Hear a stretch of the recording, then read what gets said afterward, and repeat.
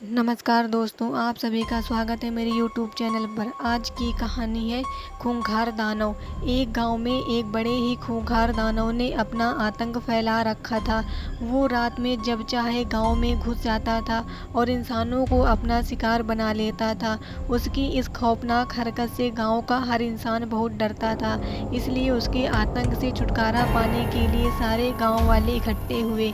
काफ़ी देर बातचीत करने के बाद भी गांव वालों के पास कोई समाधान नहीं निकलता। उस विशाल दानव से लड़ने के लिए कोई भी सामने नहीं आ रहा था। दानव के सिर्फ नाम से ही गांव वालों के बीच दहशत फैल जाती, इसलिए उससे टकराने की हिम्मत कोई नहीं जुटा पा रहा था। बिना किसी समाधान के ही सारे गांव वाले अपने अपने घर निकल जाते हैं। रोज की तरह खूंखार दानव गांव में आता है। उसकी आहट सुनते ही सब अपने अपने घरों के दरवाजे बंद करके छुप जाते हैं। दानव ताज़ा मांस की तलाश में गांव के चक्कर लगाने लगता है। तभी उसको इंसानी मांस की सुगंध आई। इंसान की सुगंध सूंघते सूंघते दानव जंगल की ओर निकल जाता है। वहां जाकर वो देखता है एक आदमी पेड़ के नीचे सो रहा है। उसे देख दानव बहुत खुश हुआ। इतने में वो आदमी उठ जाता है और अपने सामने इतने विशाल दानव को देखकर घबरा जाता है और अपनी जान की भीख मांगने लगता है। जब उसे समझ आ जाता है कि दानव उसे नहीं छोड़ेगा, तो उससे बचने के उपाय के बारे में सोचने लगता है।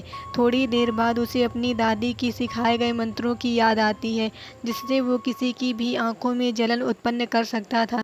तभी उसने मंत्रों को इस्तेमाल करने की सोची। हो जाए इस दानव की नसों में हलचल और हलचल से उत्पन्न हो इसकी आंखों में जलन। आदमी के मंत्र पढ़ते ही दानव की आंखों में जलन होने लगती है और वो जोर जोर से चिल्लाने लगता है। उसकी आवाज़ गांव तक पहुंच जाती है और सभी गांव वाले डरते डरते जंगल में आ जाते हैं। जब वो सारे वहां पहुंचते हैं तो दानव की बुरी हालत देख वो सब हैरान हो जाते हैं। इतने में वो दानव वहां से दुम दबाकर भाग जाता है।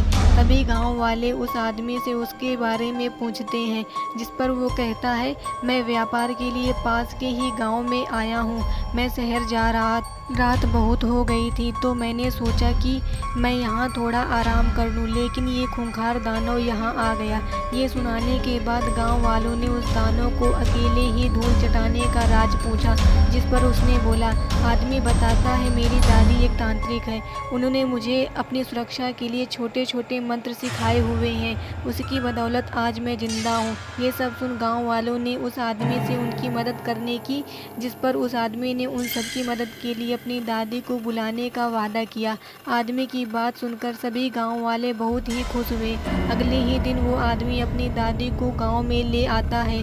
गांव वालों की सारी बातें सुन दादी ने बोला, आप सबको आज रात को मिलकर एक बड़ा यज्ञ करना पड़ेगा। उस यज्ञ को करने पर उस दानव की ताकतें कम हो जाएंगी। उसके बाद मैं सब संभाल लूँगी। दादी की बात मानकर सब रात में यज्ञ करने की तैयारी शुरू कर देते हैं।